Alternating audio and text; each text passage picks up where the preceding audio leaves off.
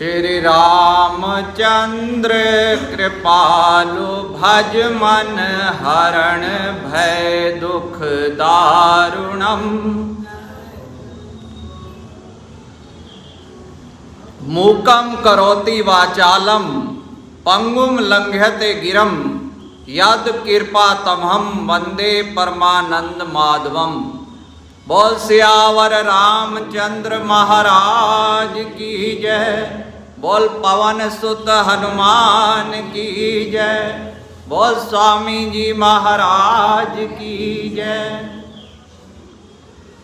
सब गुरुमुखों को विदित है कि 22 जनवरी का शुभ दिन हमारे महाप्रभु श्री श्री 108 सतगुरुदेव महाराज जी चतुर्थ पातशाही भगवान जी का अवतरण दिवस होता है।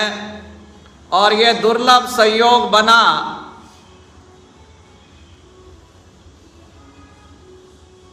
कि अवधपुरी में जो वर्षों से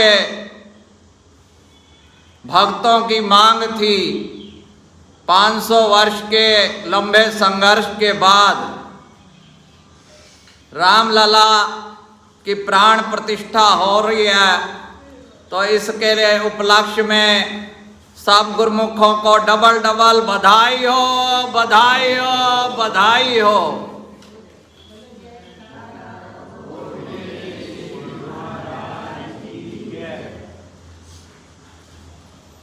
और इतना ही नहीं, हमारे परमहंस भगवान जी का शुभ अवतरण दिवस वो भी श्री राम नवमी के दिन हुआ। तो जब भगवान जी के पिता श्री को सबने निवेदन किया कि जन्म दिवस मनाया जाए, तो पूज्य पिता श्री महाराज जी ने ये फरमाया कि आज तो पूरे भारतवर्ष में श्री राम जन्म दिवस पहले ही मनाया जा रहा है, अलग से मनाने की क्या आवश्यकता है। तो भगवान जी का जो पहला नाम घर का वो श्री राम याद जी रखा कि ये तो सब भक्तों को राम की याद करवाने आए हैं, राम का स्मरण करवाने आए हैं। ऐसे ही पंचम पातशाही भगवान जी का भी शुभ नाम पहला श्री राम प्रकाश जी, कि ये राम नाम का प्रकाश करने के लिए धरती पे आए हैं। एक बार रामनवमी के दिवस ही ये अनूपानंद का जन्मदिन भी तभी होता है 6 अप्रैल को। तो बाई जी केक बनवा के यहाँ से गुड़गांव से लाई। भाई गुरुमुख का जो है जन्म दिवस है, भगवान जी वचन फरमाए कि परम हंसों के जन्म पे, उनके जन्म दिवस पे ये हंस का भी जन्मदिन आ गया।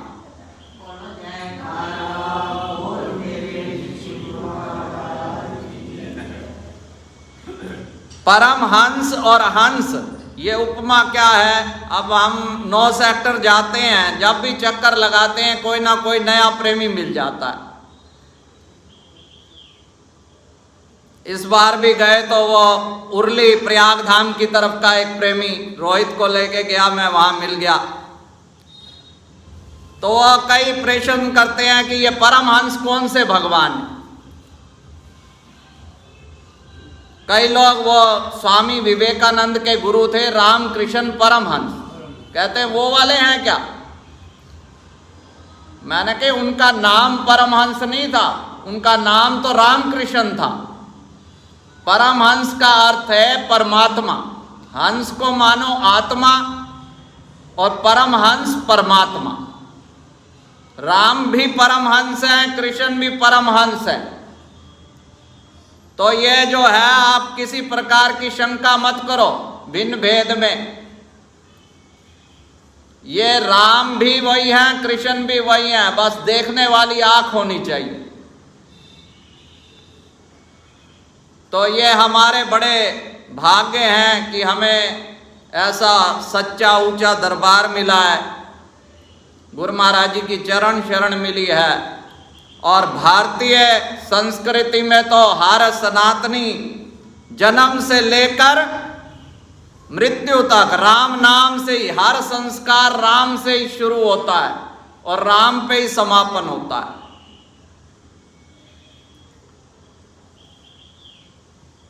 राम की महिमा जो है अनंत है, नाम की महिमा। पर महापुरुष फरमाते हैं कि अपने हृदय को भी अयोध्या बनाओ।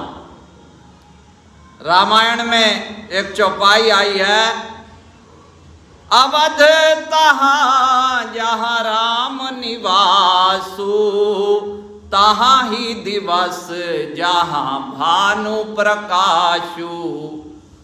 कि जहाँ सूर्य का प्रकाश है वहाँ दिन है, ऐसे ही जहाँ राम विराजमान है वो अयोध्या है।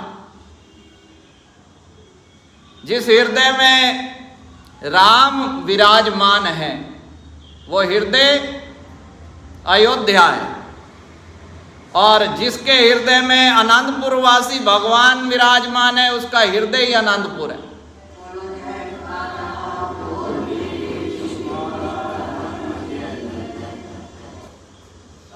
तो राम नाम की जो महिमा है वो अनंत है।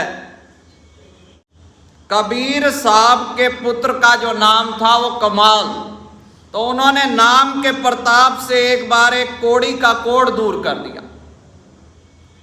इससे कमाल को ये लगने लगा कि राम नाम की महिमा को वो पूरी तरह जान गए। हालांकि इससे परम संत कबीर साहब जी को कोई प्रसन्नता ना हो। कबीर साहब ने कमाल को तुलसीदास जी के पास भेजा। तुलसीदास जी ने तुलसी के पत्र पर राम नाम लिखा और उससे एक जल में डाल दिया। इस जल को पीकर 500 कोढ़ी ठीक हो गए। फिर कमाल साहब को लगने लगा कि राम नाम का तुलसी पत्र पर लिखकर जल में डालने और उसे पीने से 500 कोढ़ियों को ठीक किया जा सकता है। राम नाम की इतनी महिमा है। परंतु इससे भी कबीर साहब जी प्रसन्न नहीं हुए। उन्होंने कहा कमाल साहब अभी भी नहीं, इसका प्रताप तो और ज्यादा है, जाओ सूरदास जी के पास जाओ। अब सूरदास जी ने गंगा में बह रहे एक शव के कान में राम नाम कहा। उन्होंने इतना कहा तो शव जीवित हो गया।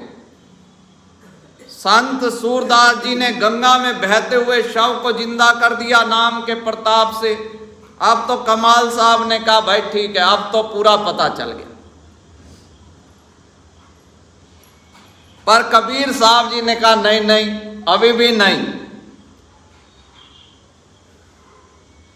कि राम नाम की महिमा तो इतनी है कि भ्रकुटी विलास से सृष्टि लय हो जाए। इसके भ्रकुटी विलास मात्र से परलय हो जाए। राम के नाम की महिमा का वर्णन कोई कर ही नहीं सकता, अपरंपार है। बस जिसकी जितनी श्रद्धा होगी, जितना विश्वास होगा, उतना लाभ वो उठाएगा। एक बार एक व्यक्ति समुद्र तट पर चिंता में बैठा था। इतने में ही वहां से विभीषण जी गुजरे। उन्होंने उस व्यक्ति से पूछा किस प्रकार, किस लिए चिंता कर रहे हो? उस व्यक्ति ने कहा कि उसे समुद्र पार जाना है, पर कोई साधन नहीं है। तब विभीषण ने कहा इस पर उदास होने की क्या जरूरत है। विभीषण जी ने एक बड़ा सा पत्ता लिया, उस पर राम का नाम लिख दिया। विभीषण ने उस व्यक्ति से कहा कि उन्होंने उसकी धोती में मैंने ये तारक मंत्र बांध दिया। बिना घबराए ईश्वर पर भरोसा करते हुए पानी पे चलते जाओ, समुंदर पार पहुंच जाओ। विभीषण के वचनों पर विश्वास करके वह व्यक्ति समुद्र की तरफ बढ़ने लगा। बड़ी आसानी से पानी पर चलने लगा। जब तक उसके हृदय में श्रद्धा बनी रही, चलता रहा। फिर उसने समुद्र के बीचों बीच जाकर कहा कि देखो सही कि ये तारक मंत्र है कौन सा। पल्लू में देखा तो पत्ते पे राम का नाम लिखा। उसके पढ़ते ही उसकी श्रद्धा थोड़ी अश्रद्धा हो गई, अश्रद्धा में श्रद्धा। उसके पढ़ते ही उसकी श्रद्धा कम हो गई और उसने कहा कि यह कोई तारक मंत्र है, यह तो सीधा सरल सादा राम नाम है। उसके मन में आई अश्रद्धा के चलते ही वह डूब गया। पहले चल रहा था श्रद्धा से। इसलिए मंत्र हो, गुरु हो, ये सब श्रद्धा से काम करते हैं। तुलसीदास जी ने कहा है कि राम ब्रह्म परमार्थ रूपा। ब्रह्मा ने ही परमार्थ के लिए राम रूप धारण किया है।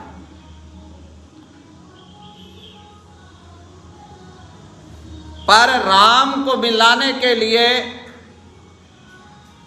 कुदरत ने यह ड्यूटी लगाई है कि सतगुरु जो है वो ही राम के साथ हमें मिला सकते हैं। परमात्म से आत्मा जुदा रहा बहुकाल, सुंदर मेला कर दिया जब सतगुरु मिले दयाल।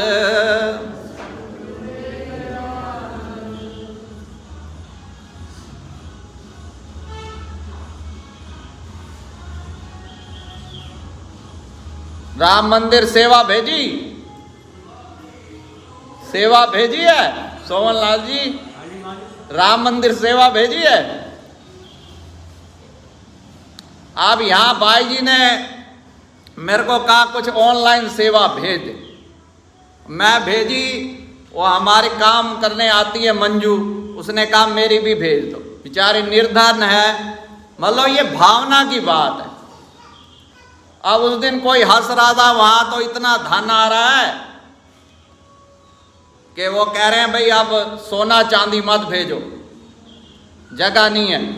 तो मैंने कहा मेरे को दे दो दान, ये भी तो राम मंदिर बन रहा है, मैं ले लूंगा, मेरे पास जगह बहुत है। जिसने वहां ना भेजी हो वो सब मेरे को दे जाओ दान, ये 9 सेक्टर कुटिया में लगाएंगे।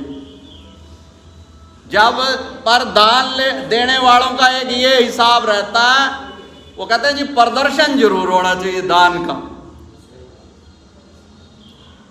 एक हास्य की कथा याद आ गई कि एक सेठ जी ने, कहीं कथा हो रही थी, राम कथा, उसने एक चेक दिया जी, ये गुप्त दान है, 50 लाख का चेक। अब स्टेज से जो संचालक था उसने सुनाया, भाई 50 लाख का गुप्त दान आया है, भगवान उनको खुश रखे। अब उसे संतोष नहीं हुआ, भाई ये तो गुप्त दान कह तो बैठा। उसने कहा भाई अनाउंसमेंट ऐसे कर दो कि वो यहीं पर विद्यमान है पंडाल में जिसने दान दिया। दोबारा उसने अनाउंसमेंट कर दी, भाई जो दान देने वाला है वो यहीं पे विद्यमान है पंडाल में। अब फिर उसको संतोष नहीं हुआ, उसने कहा अब भाई ऐसे कर दो कि यहीं मंच पर उपस्थित है, पता तो चले कुछ। उसने कहा नाम ही ले लेता हूं। फिर कहते नहीं, गुप्त दान में नाम थोड़ा लेते हैं आप तो जानते हो, नाम नहीं लेना, ये बता दे। उसने कहा ठीक है जी। अब तीसरी बार उसने कह दिया जी वो मंच पे विराजमान है सज्जन, जिसने दान दिया है 50 लाख का। अब उसने कहा भाई थोड़ा सा यह कमी रह गई है। उसने कहा अगर भाई, उसने कहा भाई करना पड़ेगा, 50 लाख का दान है, दान लेना भी तो कोई मामूली बात थोड़ा है, सारे नखरे उठाने पड़ेंगे। कहता करो भाई। कहता है हाँ करेंगे, नहीं तो तेरे को अगर तूने दान ना दिया होता तो कमरे में ले जाता तेरे को। वो कहता क्या करता, तेरी आरती उतारता अच्छी तरह से। भाई ऐसा महापुरुष।